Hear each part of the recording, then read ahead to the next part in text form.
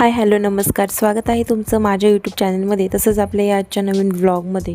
खूप दिवस झाले शॉर्ट व्हिडिओज मी अपलोड करत होते, मोठे व्लॉग काय अपलोड करत नव्हते. पण तुमचं शॉर्ट व्हिडिओवरचं प्रेम पाहून मी ठरवलं की आतापासून आपण व्लॉगही बनवायला सुरुवात करायची. व्लॉगमध्ये मागे खूप गॅप पडला होता, तर ते राहू द्या. चला, आज मी चाललो आहे महात्मा गांधी स्टेडियमला. महात्मा गांधी स्टेडियम हे बँगलोरमध्ये आहे. फौजींची पोस्टिंग आता बँगलोरमध्ये असल्यामुळे आम्ही तिथे राहतो. महात्मा गांधी स्टेडियम कसं आहे हे तुम्हाला मी आज दाखवते. सो व्लॉग पूर्ण पहा आणि कसा वाटला कमेंट्समध्ये नक्की सांगा. आणि आवडला तर नक्की लाईक करा, शेअर करा. आणि माझ्या चॅनलला ज्यांनी कोणी अजून सबस्क्राईब नसेल केले त्यांनी प्लीज माझ्या चॅनलला सबस्क्राईब करा. आणि तुमचं प्रेम असंच माझ्या व्हिडिओवर राहू द्या, हीच इच्छा. तर हा आहे एंट्री गेट. एंट्री गेटमधून एंट्री करण्याआधी आपल्याला जे तिकीट आहे आतमध्ये जाण्यासाठी ते तिकीट काढावे लागतं. ते विकेंडला आपण जर आलो तर 250 रुपये तिकीट पडतं आपल्याला. आणि जर आपण इतर दिवशी आलो, ज्या दिवशी आपल्याला सुट्टी नसते, शासकीय सुट्टी नसते, त्या दिवशी जर आपण आलो तर आपल्याला 200 रुपये तिकीट पडतं. लहान मुलांचंही तिकीट घेतलं जातं. 3 वर्षाचं वर जर बाळ असेल तर आपलं तिकीट घेतलं जातं तिथं. आणि 3 वर्षाचे लहान मुलांचं तिकीट नसतं. तर तुम्ही नक्की या प्लेसला व्हिजिट द्या. खूप सुंदर असं आहे. जे जुन्या काळातली लोक, त्यांची जीवनशैली, ते कशाप्रकारे जीवन जगत होते, हे सगळं काही याच्यामध्ये सांगितलेलं आहे. खूप सुंदर आणि खूप छान प्रकारे त्यांनी मूर्त्या वगैरे घडून आणलेल्या आहेत. आणि इथे आल्यावर खूप छान वाटतं. मी गेल्यावर अक्षरशः मला माझं बालपण, आम्ही कसे लहान होतो, लहान असताना कसे खेळ खेळायचो, काय करायचो, हे सगळं आठवलं. आधीच्या काळात लोक कसे राहायचे, कशाप्रकारे ते त्यांचं कामधंदे वगैरे कसे करायचे, कशाप्रकारे ते राहत होते, कोणता व्यवसाय करायचे, काय सगळं काही इथे दिलेलं आहे. वेगवेगळ्या प्रकारे लोकांचे जे व्यवसाय आहे तेही सगळे इथे दाखवलेले आहेत. असं वाटतच नाही की हे एक बनवलेल्या मूर्त्या वगैरे आहेत. असं वाटते की आपण हे रिअलमध्ये पाहतोय, रिअलमध्ये हे अनुभवतोय असं वाटते. खूप छान प्रकारे असं त्यांनी हे केलेलं आहे. आणि म्हणजे माझ्याकडे शब्दच नाही आहे हे सांगण्यासाठी की किती सुंदर आहे. त्यामुळे प्लीज तुम्ही येऊन ह्या प्लेसला नक्की व्हिजिट करा. जर बँगलोरमध्ये कुणाला येणं शक्य असेल तर नक्की या आणि नक्की या प्लेसला व्हिजिट करा. खूप सुंदर असं आहे. जे की जुन्या काळातली लोक, ज्यांचे व्यवसाय होते मडके बनवणे, पुन्हा लोकर वगैरे विणणे, सगळं खूप छान असं त्यांनी दाखवलेलं आहे. तुम्ही व्हिडिओमध्ये पाहू शकता. खूप सुंदर, खूप सुंदर असं त्यांनी हे सगळं दाखवलेलं आहे. हे आता आपल्याला पाहायलाही भेटत नाही आणि अनुभवायचं तर दूरच राहिलं. आता आपली जी पिढी आहे ती हे पाहू शकते. नंतरची पिढी आय थिंक नाही सांगू शकत की ती हे अनुभवू शकेल की नाही. पण हे जे काही त्यांनी बनवून ठेवलेलं आहे, इथे गेल्यावर नक्की त्यांना कळेल की आपल्या आधीची लोक कशी राहत होती, त्यांचं राहणीमान कसं होतं, ते कशाप्रकारे आपलं जीवन जगत होते, हे सगळं त्यांना या प्लेसला भेट दिल्यावर नक्की त्यांना समजेल. इथे आम्ही दुसऱ्यांदा आलो होतो. पहिल्यांदा जेव्हा आलो होतो तेव्हा माझं बाळ खूप लहान होतं, 9 महिन्याचं होतं. त्यामुळे त्याला काही हे पाहायलाच भेटलं नाही. त्यामुळे आता तो थोडा मोठा झाला आहे आणि त्यालाही समजायला लागलं आहे. त्यामुळे आम्ही पुन्हा इथे एकदा येऊन ह्या प्लेसला भेट दिली, कारण खूप सुंदर असं आहे. आम्ही पहिल्यांदा आलो होतो, आम्हाला खूप छान वाटलं.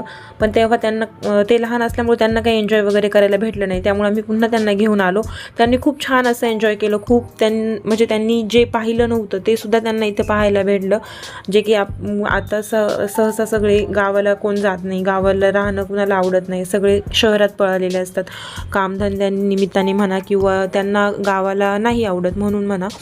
तर मुलांना शक्यतो गावाकडं काय असतं, कशा प्रकारे जीवन जगत असतात गावातले लोक, हे माहीत नसतं.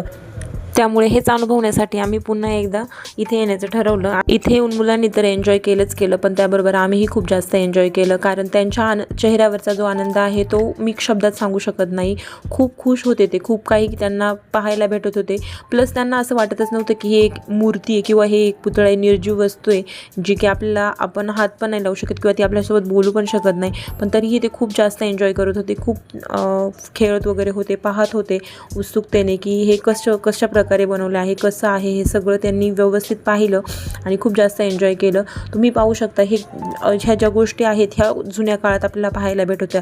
जसं की डोंगराला जाणं, सरपण काढून आणणं, आडातनं पाणी ओढणं, हे आता आपल्याला पाहायला भेटत नाही. कारण त्याच्या घरामध्ये नळ वगैरे आलेले आहेत. त्यामुळे आपल्याला ह्या अशा ज्या गोष्टी आहेत ह्या पाहायला भेटत नाही. आता गॅस, आपण चुलीवर, आता चूल काय असते हे तर काही दिवसांनी तर लोकांना माहीत पण असणार आहे की चूल काय असते. आपल्याला सगळ्यांना तर माहितीच आहे आधीची लोकं कशी राहत होती, त्यांचं राहणीमान कसं होतं. खरं सांगायचं झालं तर त्यांचं राहणीमानासारखं राहणीमान आता पाहायलाच भेटणार नाही. म्हणजे ते खूप सुंदर असे त्यांचं राहणीमान होतं. त्यांना त्यांच्या आयुष्यात पैसा हा महत्त्वाचा नव्हता, त्यांना त्यांच्या आयुष्यात नाती महत्त्वाची होती, जे की आता आपल्याला अजिबात पाहायला भेटणार नाही. जिथे जाऊ तिथे सगळ्यांना पैसा महत्त्वाचा आहे, काम महत्त्वाचं आहे, कुणाकडेच कुणासाठी वेळ आता राहिलेला नाही आहे. आत्ताचं हे आयुष्य खूप धावपळीचं आहे, खूप गडबडीचं आहे. आपण एखाद्या व्यक्तीसाठी वेळही देऊ शकत नाही, असं आयुष्य आहे.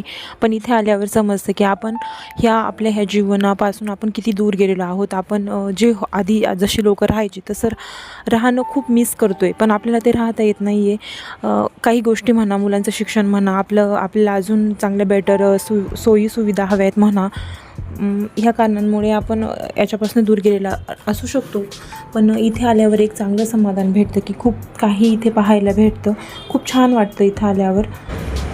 इथे फक्त जुनंच आहे असं म्हणता येणार नाही. इथं जुन्या आणि नवी दोन्हींची सांगड घातली गेलेली आहे. जशा जुन्या काळात जसे लोक जगत होते, जसं त्यांचं राहणीमान होतं हेही दाखवलं आहे. तसंच आताच्या काळामध्ये आपण जसं राहतो, जे काही करतो तेही इथे खूप काही आहे असं पाहण्यासारखं. तर इथे एकदा नक्की आणि तुम्ही पहा कशा प्रकारे सगळं काही बनवलेलं आहे. खूप छान असं आहे.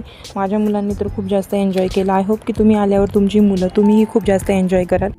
आणि तसंच आपल्याला काही नवीन म्हणजे ज्या जुन्या काळातल्या मातीची भांडी म्हणा, काही म्हणा आपल्याला विकत घ्यायची असेल तर त्याही इथे उपलब्ध आहेत, तेही तुम्ही बाय करू शकता. आणि जर माझ्याकडनं व्हिडिओमध्ये जर काही चुकून वेड्यावाकडं जर बोललं गेलं असेल तर प्लीज मला समजून घ्या, कारण खूप दिवस झाले मी व्हिडिओ बनवायचे बंद झाले होते आणि आता पुन्हा बनवायला लागली. त्यामुळे माझ्यात जो कॉन्फिडन्स आहे तो कमी झाला आहे असं म्हणू शकता. सो प्लीज मला समजून घ्या. आणि तुम्हाला इथून पुढे कशा प्रकारचे व्हिडिओ बघायला आवडतील तेही मला कमेंट्समध्ये नक्की सांगा. आणि जर हा व्हिडिओ आवडला असेल तर व्हिडिओला लाईक करा, शेअर करा, कमेंट्स करा आणि प्लीज माझ्या चॅनलला सबस्क्राईब करा. पुन्हा भेटूया नेक्स्ट ब्लॉगमध्ये. थँक्यू.